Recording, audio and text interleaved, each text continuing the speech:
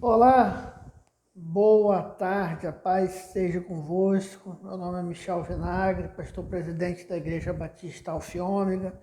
Estamos aqui começando mais uma sequência de palavras, de estudo. Hoje nós estamos começando o estudo do livro de Gálatas. Foi esta direção que o nosso Deus nos concedeu e vamos aqui estar ensinando, né, dentro do possível, acrescentando, né, para a nossa vida espiritual, o livro de Gálatas. Antes de nós estarmos conversando, peço muita oração pela nossa igreja, para que o bondoso Deus dê-nos uma direção aonde nos implantarmos, né? Estamos aí respeitando a pandemia, fazendo sempre programações online, mas já é chegado o momento de termos o nosso canto. Peço oração por esse país, nesse momento tão difícil, conflituoso, nesse momento de tanta, né, posso falar, tanta dor, de tanto luto, de tanta dificuldade, né, que nós venhamos nos agarrar a Deus. Irmãos, como todo começo de estudo de livro, nós vamos fazer algumas menções históricas, né? Como que nós vamos estudar o livro, mas a gente vai voltar, a gente ainda vai lá pelo menos ler o versículo 1 e 1 de Gálatas, né? Então vamos dar a introdução aqui sobre o livro de Gálatas. Deixa eu só marcar aqui para que nós possamos estar acrescentando. Então vamos lá. Então, dando início, o livro de Gálatas, eu vou ler algumas anotações aqui, mas são necessárias para que a gente compreenda. O livro de Gálatas ele foi escrito entre o ano de 55 a 60 anos antes de Cristo, depois de Cristo, perdão. Data provável. Destinatário: as igrejas da galáxia, uma região da Ásia Menor, cujos limites não têm sido determinados com segurança. Ou seja, a região da galáxia, né? Não tem como delimitar assim estritamente qual foi as áreas, né, privilegiadas, mas é uma região. Seria uma analogia nossa aqui do Rio de Janeiro, uma Baixada Fluminense, uma região serrana, ou seja, uma região, né? E aí a gente tem, graças a Deus, Deus tem nos abençoado, a gente tem pessoas de outro estado no nosso grupo de WhatsApp, então você faz analogia aí. Temas principais: uma defesa da doutrina da justificação pela fé, a advertência contra a reversão ao judaísmo e a vinculação do apóstolo, vindicação do apóstolo Paulo. Três coisas. Primeiro, uma defesa da justificação pela fé, ou seja, o homem ele é muito voltado a querer acreditar em coisas, né? Em toque, né? Essas coisas. Então, quando nós temos a igreja de Gálatas, nós temos que ter uma noção que ele estava ensinando o verdadeiro evangelho, ou seja, aquele que você tem Cristo, né? Que você tem que ter Cristo na sua supremacia. Você não precisa ver nada. Você não precisa ver nada, você não precisa tocar em nada, você não precisa fazer nada para que a plenitude da graça seja tua. Então não precisa de promessa, não precisa de tocar em nada, não precisa fazer rituais, não precisa de oferta. É a justificação pela fé. Segunda coisa, advertência contra a reversão ao judaísmo.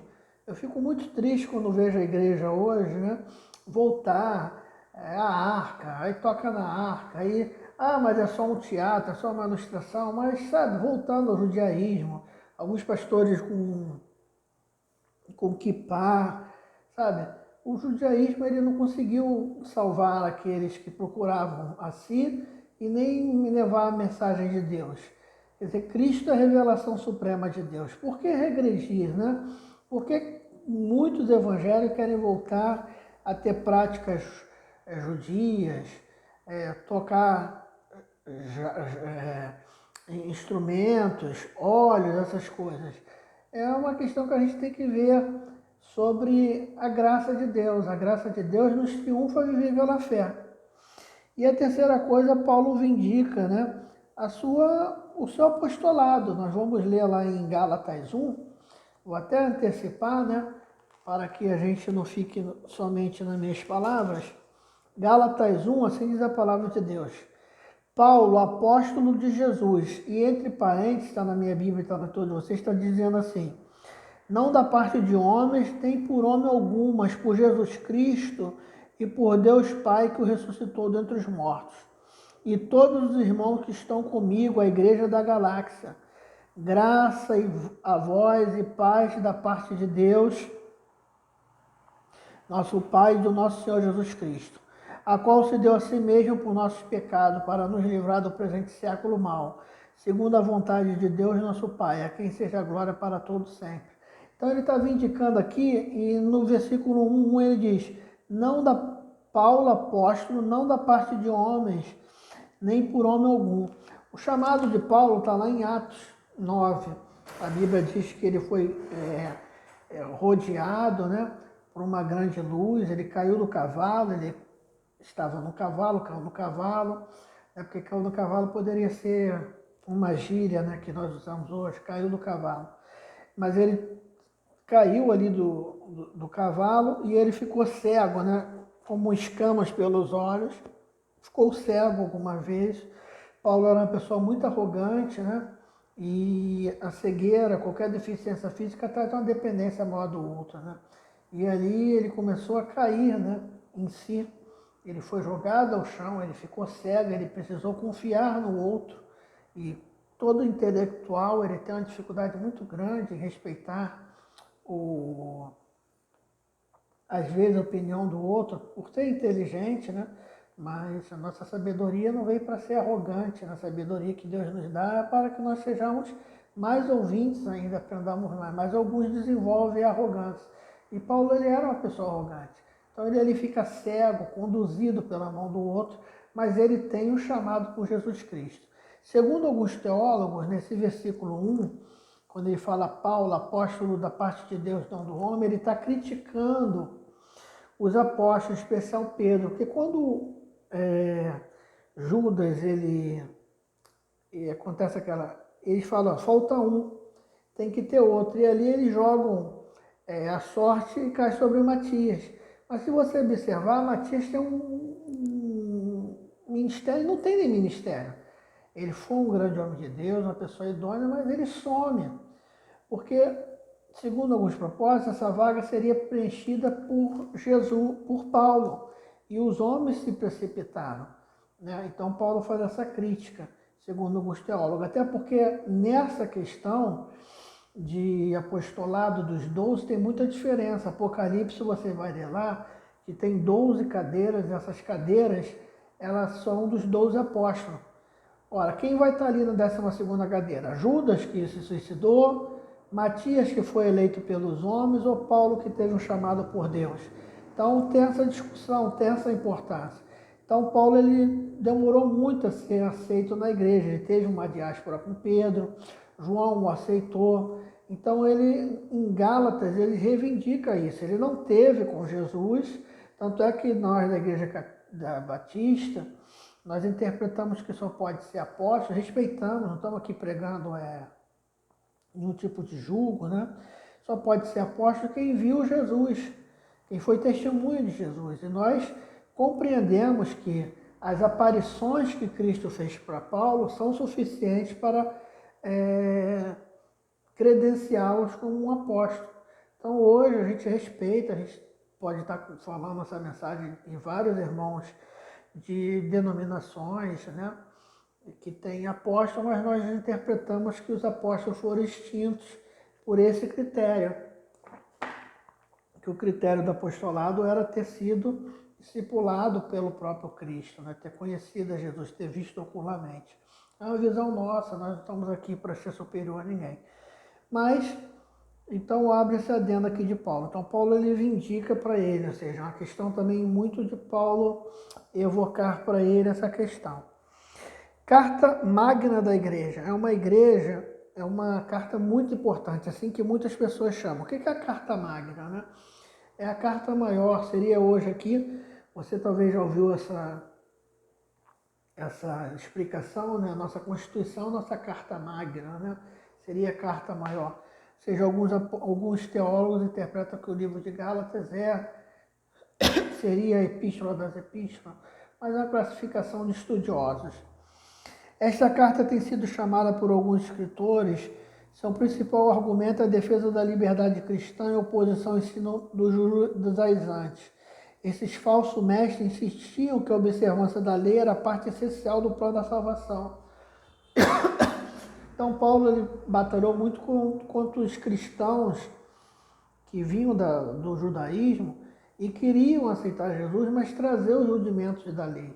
E não há para se comunicar. Em Cristo, a lei já se venceu, a graça ultrapassa a lei, né? A lei ela falha. Então não adianta a gente querer trazer. Texto-chave, né? Gálatas 5:1. Deixa eu ler aqui para vocês, que é Gálatas 5:1. Cristo nos libertou para que sejamos de fato livres. Estais, pois, firme, não torneis a colocar-vos debaixo do jugo da escravidão. Então esse seria o texto-chave, né? Cadeia-chave mostra a corrente de pensamentos, e eu vou citar algumas coisas, se você ouve o nosso estudo anotando, que é Gálatas 1:6, Gálatas 2:11-16, Gálatas 3:1-11, Gálatas 9:11, Gálatas 1:5-7, Gálatas 6:15, ou seja, a cadeia de chave, né? São versículos que trazem, espremem o que a epístola toda quer falar. A palavra enfática, ou seja, as palavras que mais são enfatizadas é fé, graça, liberdade e cruz. A epístola pode ser dividida em 4 partes. 4 partes a epístola de Paulo pode ser dividida. A primeira é saudação e introdução, que é Gálatas 1, de 1-9. A segunda, a narrativa das experiências de Paulo, em apoio à sua pretensão de possuir o verdadeiro apostolado. E aí a gente vai ver. A terceira fase, cada fase dessa, por exemplo, na segunda, tem um monte de coisa, né? Que a gente não vai nesse momento estar falando. A terceira parte é a defesa de Paulo da doutrina da justificação pela fé, né? Sem obras da lei, ou seja, nós somos justificados. Em Gálatas, que Paulo vai dizer que nós somos salvos pela graça, mediante a fé. Isso não vem de vós, é dom de Deus, enfatizando que o plano da salvação ela é um pacto de fé. E não há nada que façamos que possa alterar isso, a não ser a nossa fé e a nossa obediência a Jesus. Você não é credenciado porque você é especial. Você não é credenciado porque você é bom, porque o homem não é bom. Você não é credenciado porque você fez alguma coisa. Você é pela misericórdia de Deus, alcançado pela graça do Senhor. E o quarto, né, que é advertências, instruções e exortações, né? Então ali já partindo para o final. Então essa é o esboço de Gálatas, que nós vamos aí, sem data, estar trabalhando, né? Sempre trazendo alguma coisa. Então nós vamos para a parte 1, que é saudações e introdução. Nós já lemos, né? E vamos ler de novo, que diz assim: Paulo, apóstolo de Deus, não da parte de homem, nem por meio de homem algum, mas por Jesus Cristo. Nós já falamos que é uma crítica de Paulo a carnalidade da igreja de querer preencher um apóstolo rápido, porque se você observar, não houve oração. Pedro falou, tem que colocar alguém, depois oraram para colocar. Isso é uma experiência, né? Às vezes a gente faz as coisas em oração na nossa vida, mas não é oração plena. A gente chega, não, eu vou comprar esse carro, mas eu quero esse ou aquele. A oração é uma questão de uma intimidade muito profunda com Deus. É um instrumento que leva-nos a uma reflexão muito de se poder agir a hora de agir. Eu acho que é uma das coisas mais difíceis de nós, como discípulos de Deus, estarmos sempre instruídos na vontade de Deus. É algo que realmente é difícil.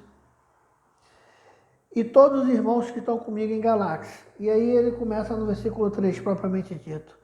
Graça e voz da parte de Deus e do nosso Pai Jesus Cristo, o qual se deu a si mesmo pelos nossos pecados, para nos livrar do presente século segundo a vontade de Deus, a quem seja dado a glória para todos sempre. Versículo 3, 4. A qual, graça e paz da parte de Deus, e Paulo falando, a qual se deu a si mesmo pelos nossos pecados. Se há alguma justificação em nós, é porque é o sangue de Jesus. Se há algo em nós que agrada a Deus, é a presença de Cristo. Nós somos lembrados, nós somos a porta, mas sem o sangue no umbral, o anjo da morte certamente passaria, porque a nossa justiça não passa de trapo de imundícia. Ou seja, o que nos vincula a Deus, o que nos vivifica a Deus, o que Deus olha quando vê o homem é Cristo.